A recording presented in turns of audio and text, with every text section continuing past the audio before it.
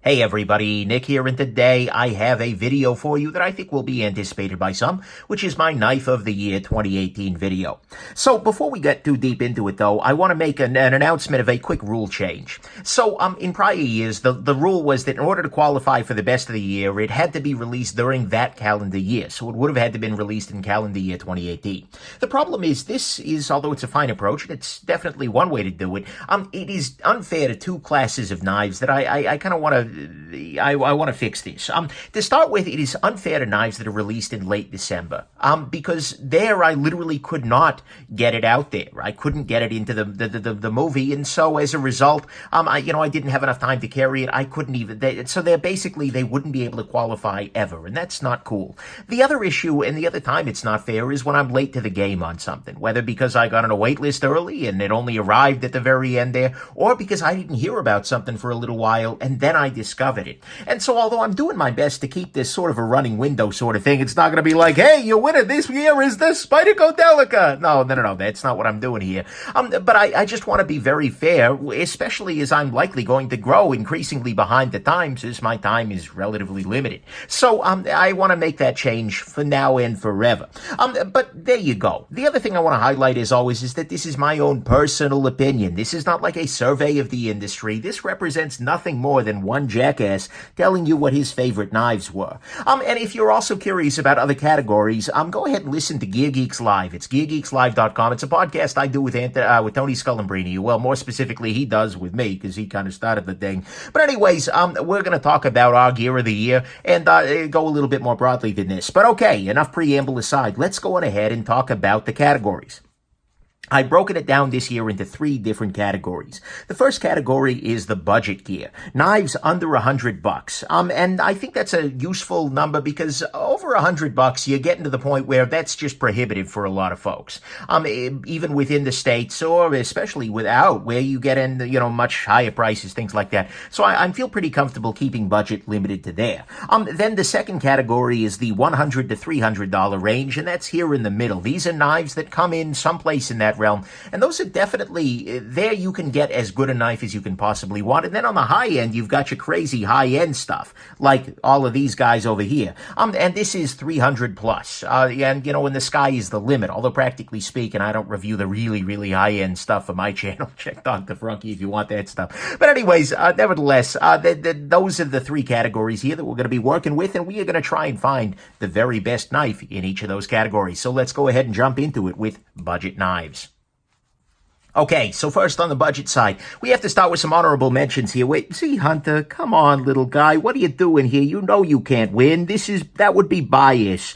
I can't let you win. Let's tuck you back over here onto the table. Sorry, he's a little bit of a dick sometimes. Anyways, a couple of honorable mentions I want to bring up before we go into the main candidates. To start with, one of the obvious choices is the Ontario Rat 2 and D2 Steel. This is something that came out for the first time in 2018 that was very much anticipated and really brought this knife to the next level and made it one of the better options out there for the budget area, and still one of the knives I recommend most by a mile. They are not that readily available yet, which is kind of bothersome to me. I really want to see more of these, but it's something that absolutely merits a consideration, and the D2 version really is a great thing for 2018. Another thing that I want to highlight is actually not this knife exactly, but the S35 VN and carbon fiber version of the Crkt Lck here. This is a really nice design that was, as unfortunately is kind of usually the case, a little bit let down by construction and materials. But the S35 VN and carbon fiber Pilar there was a really great piece, and remains a great piece. They fixed everything but the Teflon, and honestly, it makes it a really compelling knife. Ultimately, though, it wasn't something, it was sort of a rehash of one of the best knives of 2017, and I didn't feel like that was quite fair. So I've gone ahead and knocked that guy off the list. One other company that I want to mention specifically is Rake here. This is a company that has really been kicking butt lately. They are really pushing the value end of things and releasing a lot of really high-end stuff with really high-end actions at really budget-friendly prices. They've definitely had some misses here, and, none of them really stood up enough to be like, oh my God, yes, for this contest, but they're really doing great things. And then finally, I want to mention a knife, the Ferrum Forge Mass Drop Gent. This is not a knife that I have around, and it's frankly not a knife I'm gonna have around, but it is substantially good for a price that is substantially low. We're talking 80 bucks for an S35VN and titanium liner lock with carbon fiber, or I'm sorry, and it's 100 bucks if you want to go up to carbon fiber or rosewood scales. It's made by WE Knives, designed by Ferrum and marketed by Massdrop. Now, look, this is a great knife, absolutely 100%, but it still's got some minor annoyances. Things that feel like cut corners, like the clip is kind of lazy, the lack of jimping on the flipper tab, etc. And it is, at 100 bucks, it's right at the edge of that kind of the budget category. And so ultimately, although if I was doing 4, that one would be on the table as well. I'm going to go ahead and exclude it. And that leaves these 3 right here. We'll start off in the middle here with the Civivi, in this case the Praxis, but the same thing could actually apply to the Backlash, which is really, really nice. What Civivi has done here, which is, by the way, a subsidiary of WE Knives.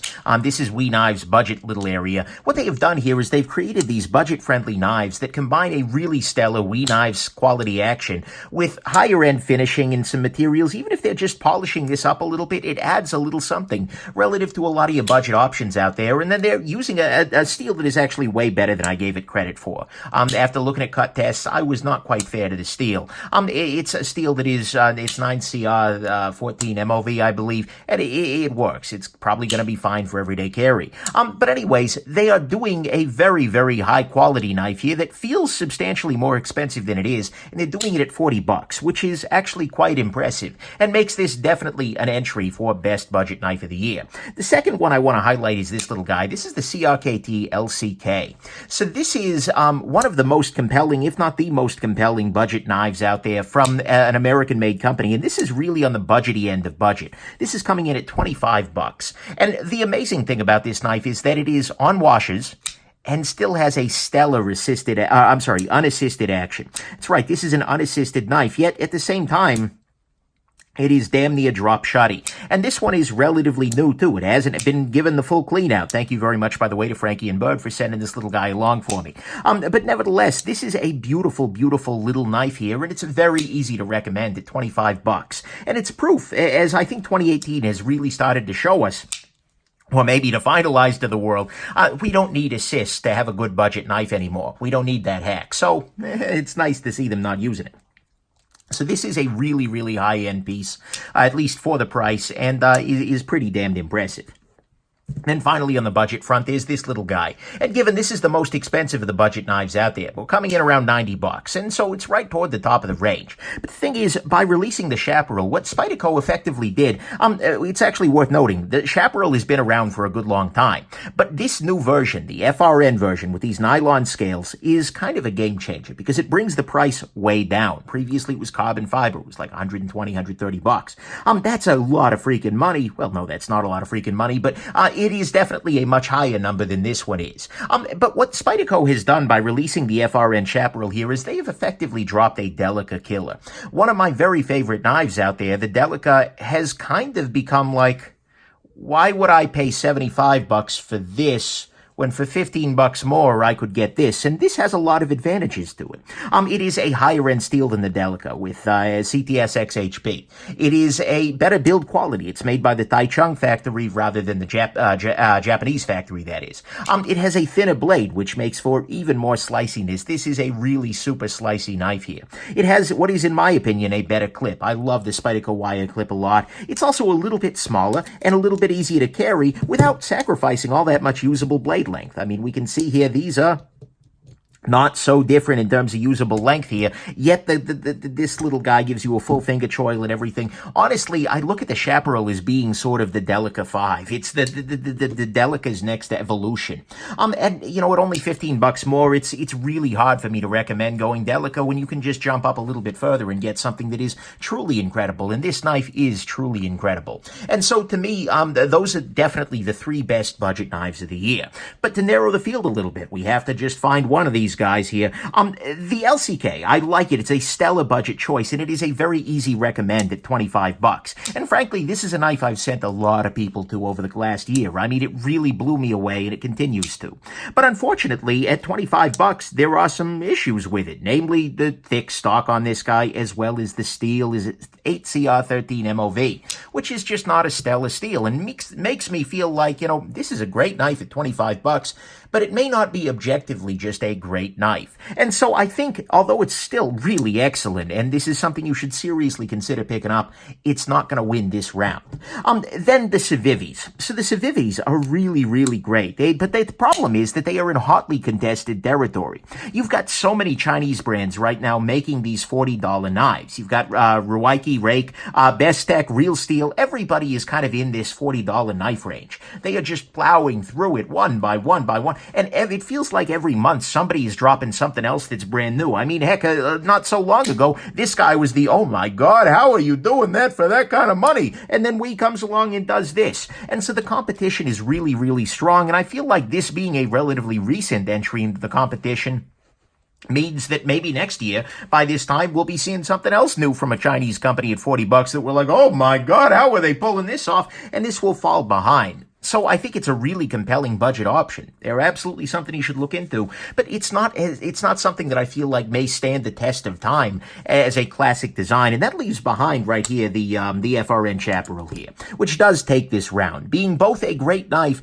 but also being a relatively budget-friendly knife. $90 is a non-trivial amount of money, but I think most people can probably save up to something like that and can carry this and be very happy with it for the rest of their damn lives. Frankly, I could carry this and be very happy with it for the rest of my damn life, but I'm insane, so I buy more knives. And so that leaves us with the budget winner being the FRN Chapel here.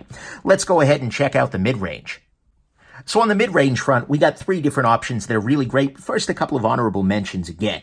First off is actually the WE Knives Wisp. This was a knife that is absolutely thin, it is slicey, it is amazing. A carbon fiber inlay frame lock, it is a WE Knives action, WE Knives levels of fit and finish, coupled with really good screws. It is the single best thing that WE Knives has ever made. And so it's absolutely something that you should be considering as you are thinking about a knife in this range. However, it's also relatively high in this price range in terms of pricing, and at some level, it is very, very similar to a lot of the other stuff that WE Knives has put out. And so, although I really, really like it a lot, and if I had to carry one WE knife that's a WE brand for the rest of my life, that would be it. It's not one that made its way into there. Another knife that's really important to highlight, but is maybe not the best choice for everybody, is going to be the Spyderco Caribbean. This is a knife that is hyper-specialized. It is a salt knife, meaning that it is designed for salty conditions. It's using LC200N, which is a great steel, and which finally allows the Salt series to be something I can recommend to anybody. Even if you're spending most of your life in the desert, that's still a great choice, but it is absolutely kind of specialized. It's also a little bit on the big side, at least for my personal taste, both in terms of the length as well as the overall width and just size and bulk in the pocket. But it is truly the best knife ever made for corrosive environments, and I really, it's certainly best folding production knife ever made. And I really, really highly recommend it, but it's a little too specialized to land in here. The final of the runners up here is, well, I guess honorable mentions is this little guy right here. This is the Quiet Carry IQ. This is a knife that surprised the heck out of me. Quiet Carry, I'd seen a couple of times. They had some really nice stuff out there.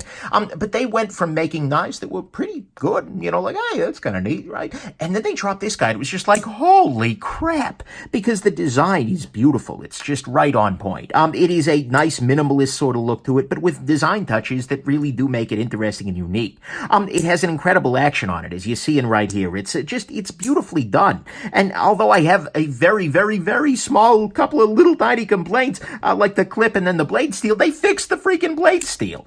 Later on in this year, they moved from VG10 up to LMAX, and just like, oh my God. And so this becomes a really, really nice, compelling budgety option that absolutely, if I was picking four, would have been in the running here. But it was edged out just because it's a relatively small little knife, and it's something that's going to be a little bit more niche. So anyways, there you go. That's this is probably the most honorable of our honorable mentions today. But that brings us to our three main competitors here. Where is the third one? So unfortunately, I don't have the very first one that we're going to talk about actually anymore. I don't have a physical version of it. As you're going to see, is kind of a problem for me lately. But this is the Ferrum Forge Mass Drop Crux. Now, the Crux is a really, really nice little knife, and it was one of those where I put it in the pocket, and like day one, it was just like, this is a gem, neat. Because it feels like a very, very solid tool. It is a titanium little frame lock sort of guy. It's running on bearings. It's got a great action because it's made by WE Knives. It's designed by Ferrum Forge, which means it's got good ergonomics to it, especially the improved version with the bigger finger choil. That's what they're making now. Just really, really, really well done. And it's a broadly appealing knife. I feel like I could hand the Crux to pretty much anybody and say, you know, hey, here's a knife. And they'd be like, wow, this is neat. Great, thanks. And they could use it and be very, very happy with it. And so it is a just stellar little tool. And then to top it all off, it's $125 for an S35VN frame lock made by We Knives. That's good. That's a nice price. And so all of that makes that very clearly an entrant in this top end here. The Mastrop Keen is the next one I'd like to talk about here, and this is a slicey minimalist frame lock. Again, it's made by We Knives in collaboration with Mastrop, but in this case it's with Ray Laconico here.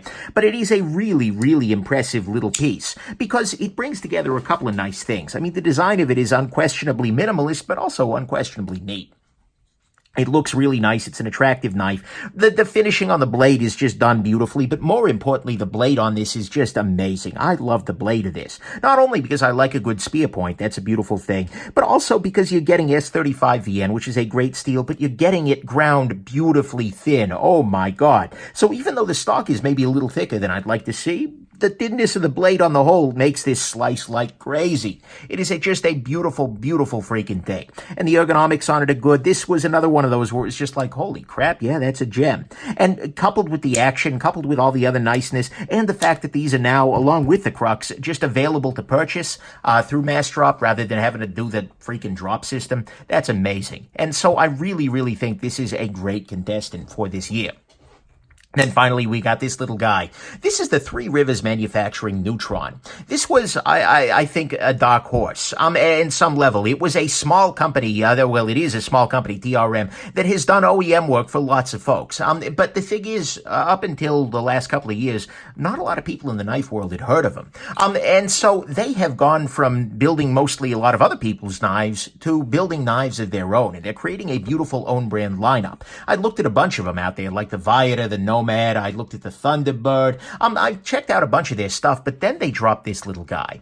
The Neutron here is just a really nice little piece because it combines a very, very slicey, thin blade, which is amazing. I mean, if we can look at the thinness relative to the Chaparral. It is very, very slightly thicker than the Chaparral, but it's ground to a beautiful thin edge, and it's just a beautiful freaking knife. It cuts really, really well. I just like it a lot. And add together the fact that it's made with 20CV steel, which is one of the best, if not the best, pocket knife steels out there these days. It's got an action that is just very, very nice running on washes. It is super, super lightweight, super thin, small, etc. All for about $160 for the G10 models. It's like, yeah, that's a good knife. And so the TRM absolutely wins. Wins its place in here.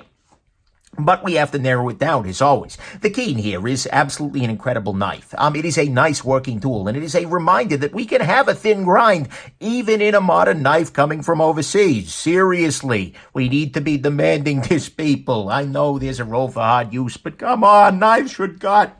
It shouldn't be controversial. But at the same time, as much as I love this knife, and I really, really do, I think this is a really great sign, and I think the fact that we got two of these knives from Mastrop here means they're a very exciting company to watch for the future here, but it is, at the end of the day, a flip frame lock in S35VN. It's a little bit vanilla in this day and age. I like the design a lot, but I don't know. It's not something that's like, oh my God, this is novel, this is new.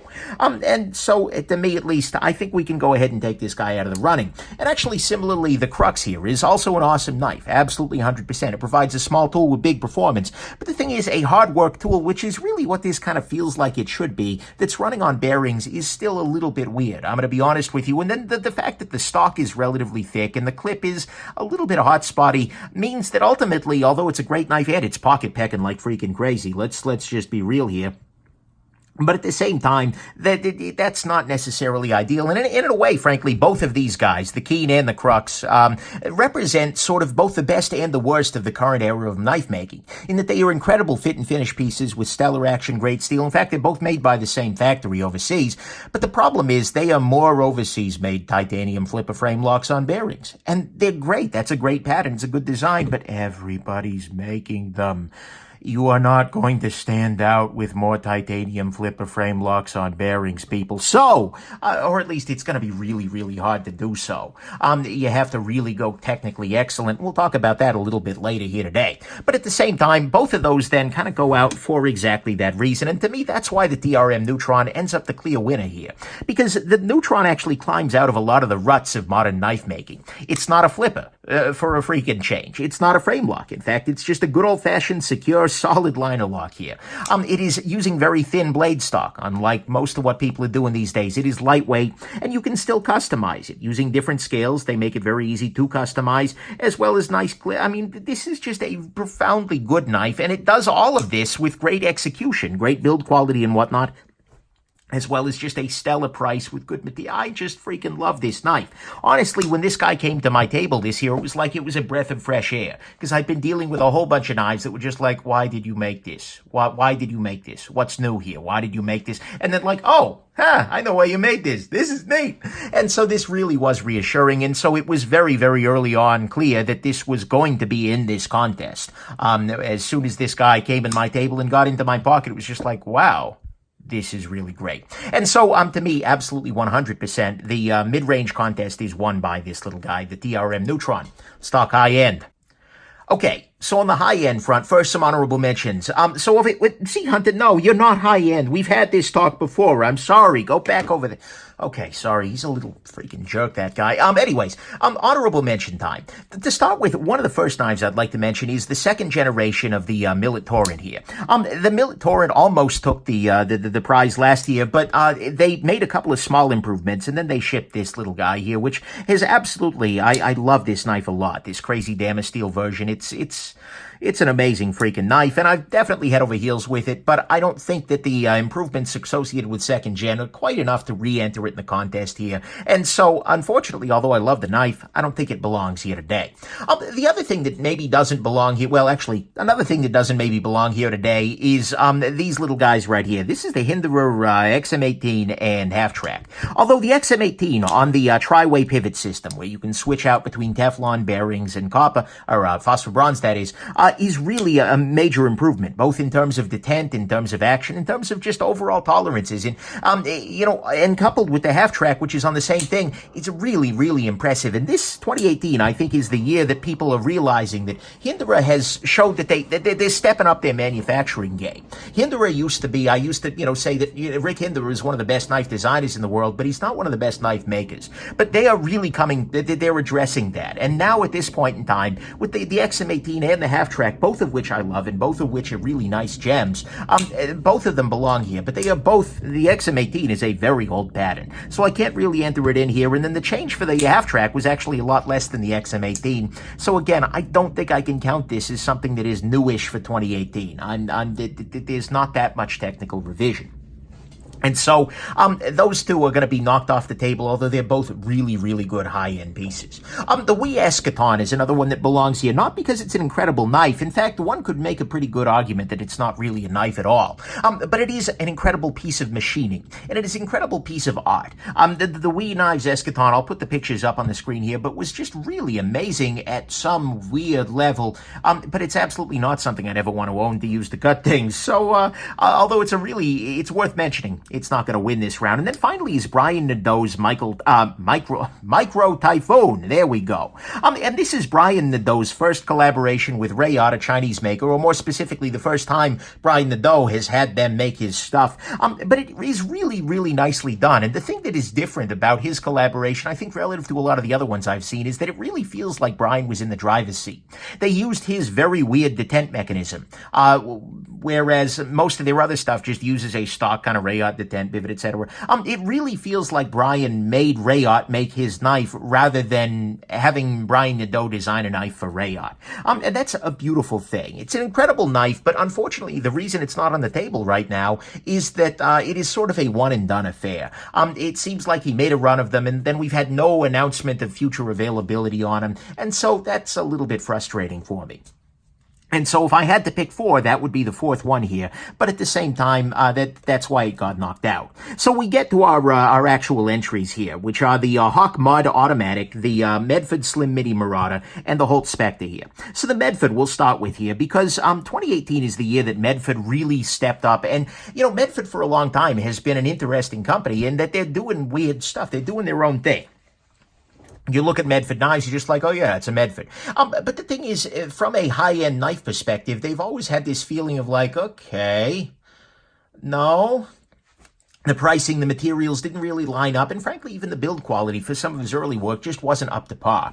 But in 2018, Medford has kind of stepped up and said, yeah, actually, I can make knives just as good as the rest of you all, and really has done so. The Slim Midi was a really impressive knife, and he's coupling it with a bunch of other stuff. It's a big variety, good construction, really just excellent grinds. The Slim Midi is a knife that I would absolutely carry. I don't own one. I don't think I could put down the money still, but at the same time, it is a really, really nice little piece.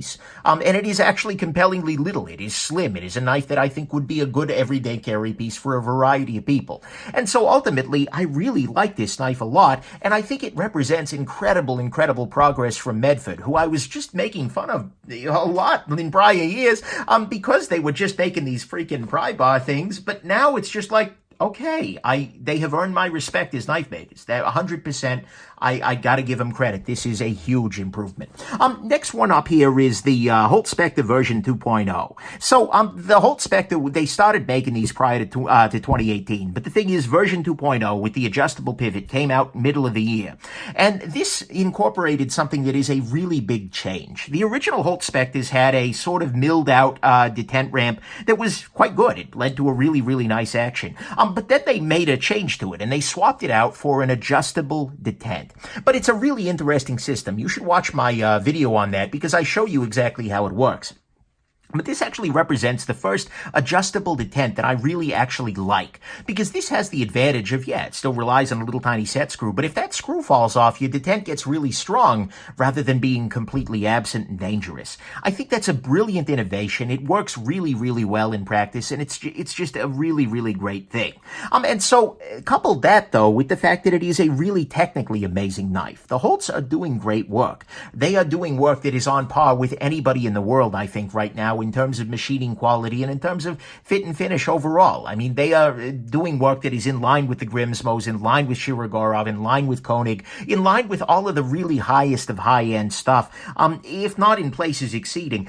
It was just really great. And on my table, in terms of technical execution, the Holt I had recently flashed by my table for my, I got from my buddy Sid, was clearly the technically best knife of the year. I mean, that's not even a question. And their customer service goes above and beyond. They are really doing incredible work. And so the Holt Specter here is a really impressive piece, and I think absolutely needs to be in this category.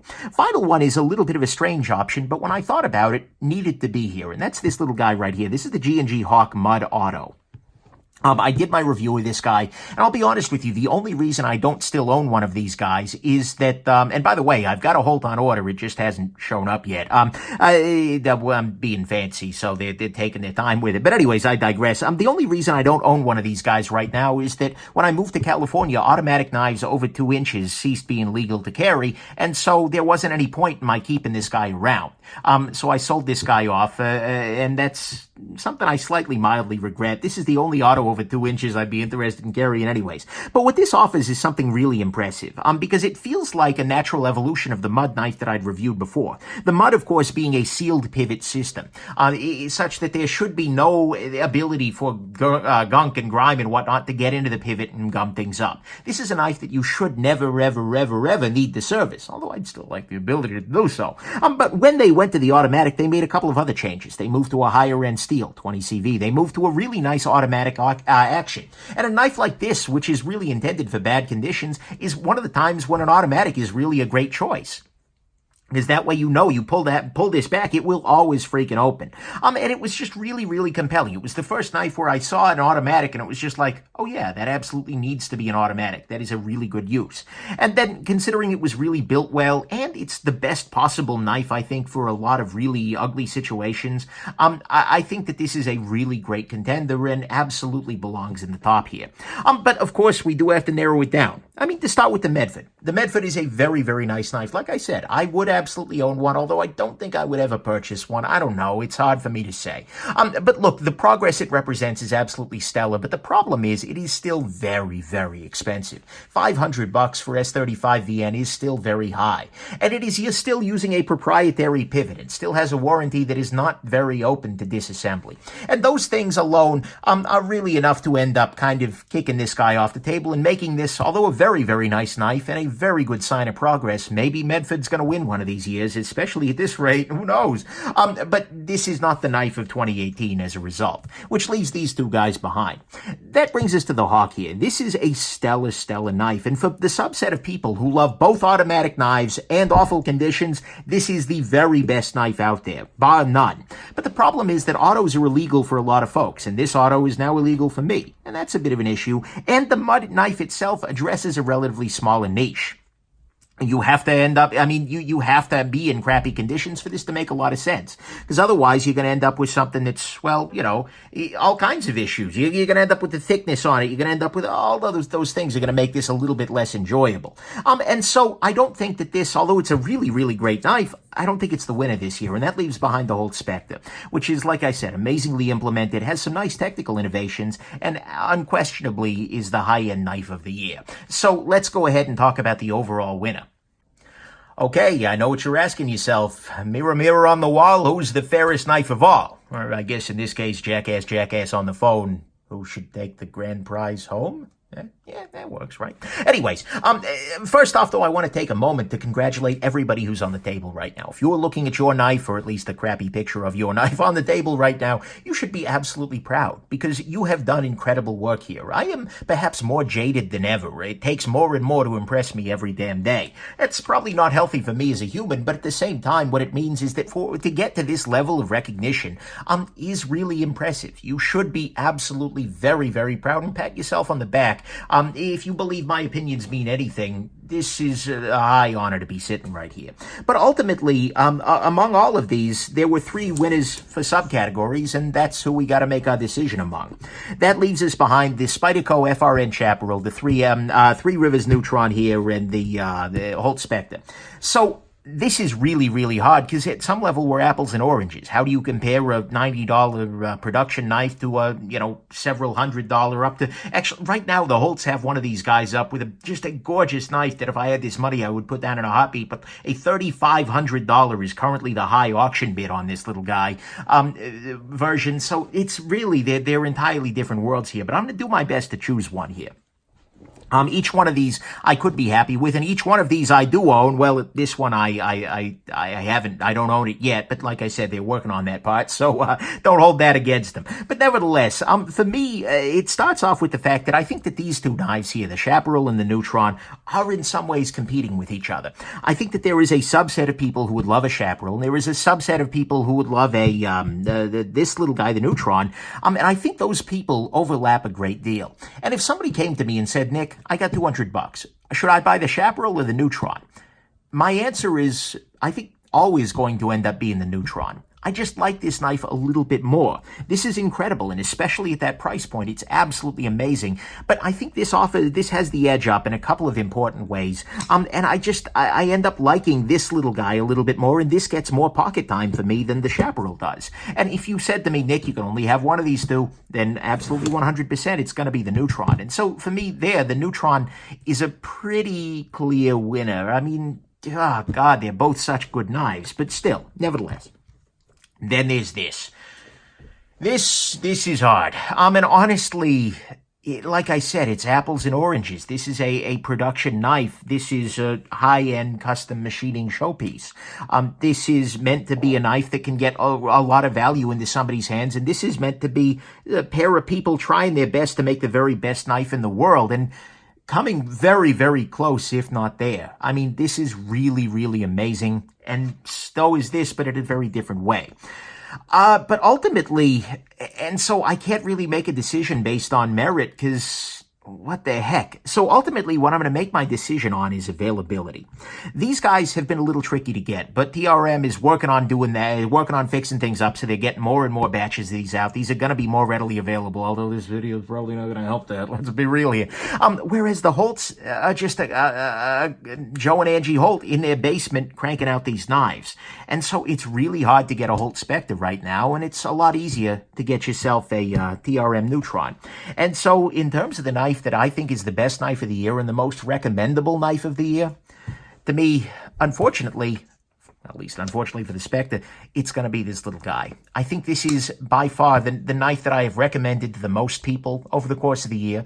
It's the knife that surprised me most over the course of the year. It's the knife that absolutely I thought, okay, cool, I'll check it out of the line a lot. And then it was just like, holy crap, this is something amazing.